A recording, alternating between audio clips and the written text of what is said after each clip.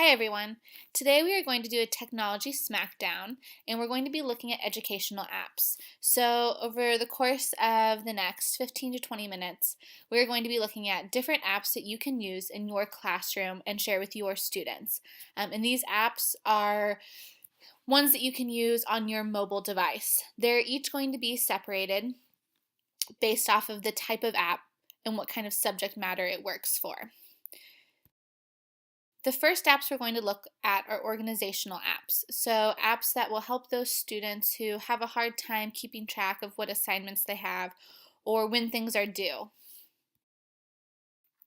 The first app is the homework app, and it is available for Apple or Android, so most people can go ahead and download this on their phone, and it is free. And just looking at the pictures, screenshots from a phone, you can tell that it's very colorful. That's one of the things you can do with this app is you can color code your different subjects.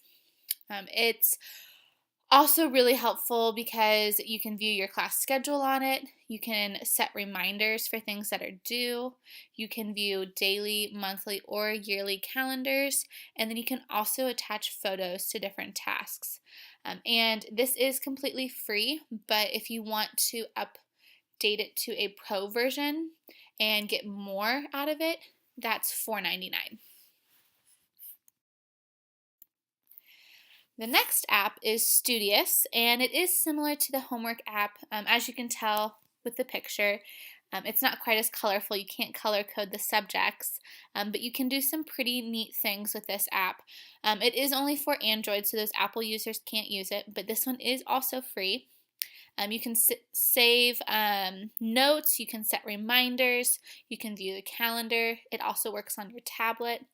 But one thing that sets it apart from other apps is you can add your school schedule into it. So this works for high school students, and this is something they can take with them to college as well. But once you set your schedule in, it actually silences your phone during class, so you won't have students being disruptive with their cell phones or having that embarrassing moment where their phone goes off in the middle of class. The last organizational app is Google Drive. Most students are aware of Google Drive, Google Docs, and everything, and they probably use it on their computer. But this is the mobile app, and it's really helpful because students can use it on the go. And it's available for Apple or Android. It's also free, but you can make some in-app purchases so that you can increase your storage space. I see students use this frequently. If they forgot to edit or print an assignment and they're at school and they don't have access to a desktop computer or laptop, they can fix it on their phone. They can create documents or slideshows or spreadsheets through the app, and then they can also share documents and collaborate. So a lot of the things that they can do on the desktop version, they can do through this app as well. Moving on from the organizational apps, we're looking at science apps, and these are separated into a few different categories. These three that we'll be looking at now are chemistry and biology apps. The first one is Molecules, and it's available for Apple devices, and it is free, which is always a bonus. But essentially, as you can see in the picture, it provides 3D renderings of molecules and allows users to maneuver them with their fingers. And then they can also search for other molecules and always download those into the library as well. So it's really helpful for those visual learners who want to see what a molecule actually looks like. The next app is great for chemistry classes. It's called Go React. It's available for Apple as well and is also free. And this allows users to initiate different reactions within the app, and then also view images and videos. You can also, as you can see with the picture, really dive into the periodic table, and you can click on different elements. It's very interactive, and you can look at it just more closely. And then the last one is Molecular Probes. It's again available for Apple, also free. And this app helps users learn about cells and structures by using a 3D cell tool. Users can actually rotate and zoom in on cell structures. Again, this is really helpful for those visual learners, but they can also create their own cell structure image. So a little bit different than the molecules app, because this one actually lets you create, which again is something that would be really useful in science classes. All right, so some more science apps, but now we're going to be looking at some that are associated with physics, robotics, and space. So the first one is called Gravity Launch, and it is precisely what it sounds like. Users will actually pilot a rocket, and they'll launch it and have to adjust the launch point, direction, and thrust, all while keeping in mind the gravity of both Earth and the Moon. So there are a lot of factors to this. The app also allows users to race against friends. So you have to keep track of quite a few things, but it's also a fun game, and a lot of students like that competition against their peers. Also dealing with space is the NASA app, and this is produced by NASA, of course, but it provides students with the latest mission information. They can also access NASA TV, different images. There are videos that they can watch immediately, and there are so many other features to this. It's essentially the NASA website for your phone, and this is available for Apple and Android, so anyone can access it for the most part, and it is also free.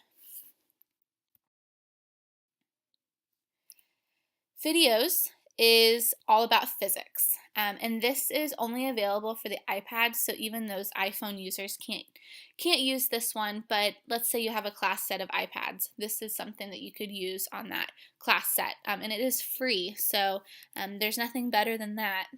But this app allows students to learn about physics by creating games, different worlds, some projects, and then there are also quizzes that they can do, and all just, with their fingers and nothing else. And so it's very introductory, so those students who are just starting to learn about physics, this is a good app for them. Lastly, we have robots, and it's also available for Apple. You'll see that a lot of these, not all of them, but a lot of these are available for Apple products, and it is free. And I don't know about you guys, but robotics is pretty popular at my school, and so this is great to introduce people to robots, or those students who already love robots. This is just an opportunity for them to learn more. But it includes information on over 150 robots from around the world. And users can explore the robots' technical aspects with 360-degree views, photos, and videos. So it's just an opportunity to learn more about different robots. We have one computer science app, and this is the way to the future, coding. And so this app is called Hopscotch, and it is available on iPad. So again, not as accessible because it's not available on a phone, but it's free. And this is probably catered more towards your younger high school students. It is a scaffolding app to teach kids about coding through the building of fun arcade-like games. It's very simple, and it's really just used to provide a foundation. So you're just going to be using it for those students who don't know much about coding and you just want to introduce them to it. We're going to transition a little bit, and now we're going to be looking at some book apps. And these are great for, of course, use in the library, but also for teachers of all subject matters, because these apps give you access to different types of books, fiction and nonfiction. The first one is Overdrive, and it is one of my favorite apps and one that I use frequently. And it's available for Apple and Android. And there's also a website that you can use, and it is free. And really, you just add your library card to the app. So I have 2 library cards, and I have both of my accounts on this app. And then I have access to all the electronic books through that library. And you just check out the book, and it downloads to your phone, or I have mine sent to my e-reader, and I can read the book right there. They have ebooks, and then they also have audiobooks. And then it's really easy. After your days are up, it just automatically returns the books, so you don't have to worry about overdue fines. An app that's also similar to that is Audible. So this one just has audiobooks available, but great for those students who like to listen more than read with their eyes, of course. So the one drawback with this is that it is costly. It's available for all devices, Apple and Android, but it's $14.95 a month, and that's just to rent one book. So it definitely does cost quite a bit, but they have an extensive library of audiobooks. And then they also have an audio channel with original series for Audible, and Amazon Prime members can actually access that as well. So this is something that will probably be used sparingly, and maybe not all students can use it, but those who really struggle with visually reading, this could be really helpful for them. Our next app is a Soul English app, and it's all about Shakespeare. With this app, you can annotate work from Shakespeare himself, so you can find any play or scene in the entire library of Shakespeare's works, and you can annotate. A lot of students struggle with the language and the phrases used with Shakespeare's work, and so there's actually a glossary of all of the words, and over 21,000 words to be exact. And they can use that to have those phrases and words explained to them. There are study materials, there are statistics, so there's a lot that you can do with this app. Most English teachers teach at least one Shakespeare play, so this is something that could be used all 4 years for a high school student. And it's free, so there's nothing better than that.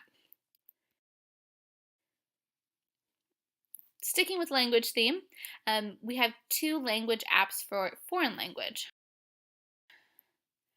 And the first one is Duolingo, and this is available for both Apple and Android, and it is free.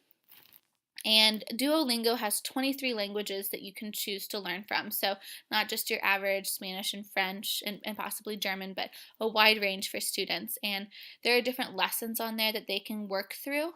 And they can also practice conversation. They can do some studying on it. They have different games and quizzes on there. And then the next one is Essentials by Acela Study. And this app is similar to Duolingo, but there are only 18 languages, still quite a few. But with this, you have pre-made flashcards. You can see one of the flashcards on the screen. And then there's quizzes, both audio quizzes and normal quizzes. There's study tools. You can keep study sets on there and do statistics so that you can see how well you're doing.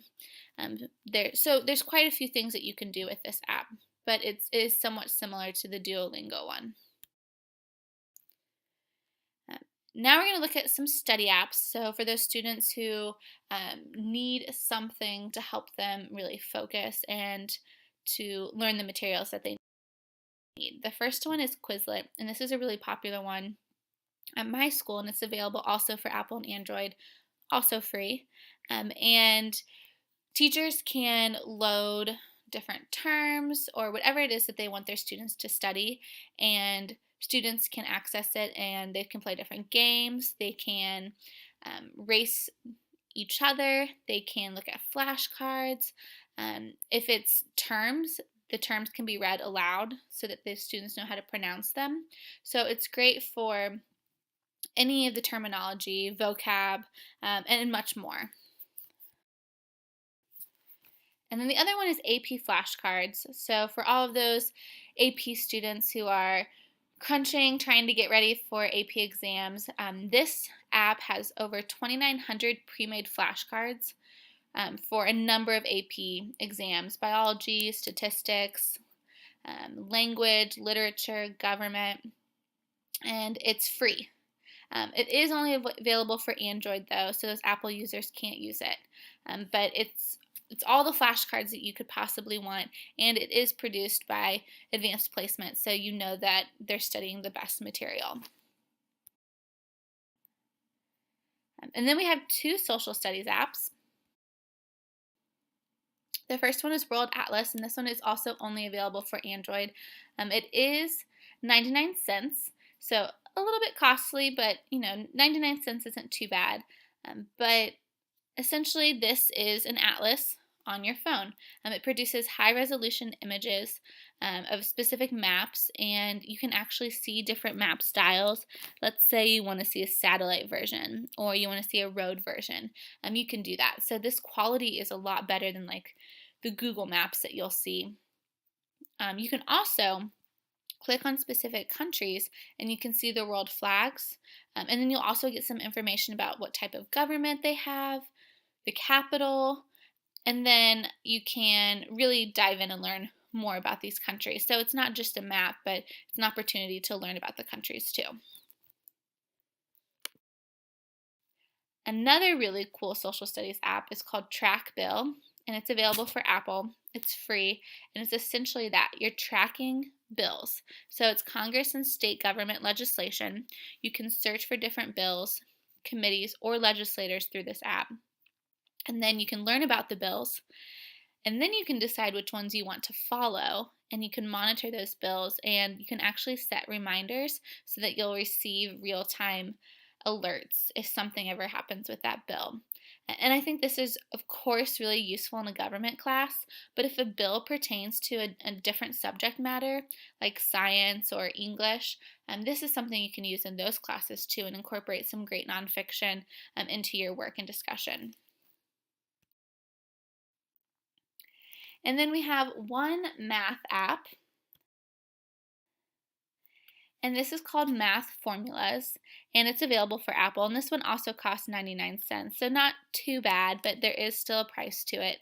And it is just a resource that contains tons of math formulas, and it separates them by subject, so algebra, geometry, calculus, trigonometry, the probability and statistics, and then some other formulas. And so you actually get the formula written out for you, but you also get a visual with it. So those students that do better seeing it like that, they have that as well. And then you can favorite the formulas that you need or you use most often. So it's a nifty tool for at least studying, if not being able to use it on homework. And who knows, maybe you allow it on the test too. So I hope that you were able to find some kind of app that you can use in your classroom or share with your students. Here's a list of all of the apps in the order that I talked about them, and a link to where you can purchase or learn more about the app. But please go back, use these in your classroom, and take advantage of all that they really have to offer now for mobile phones.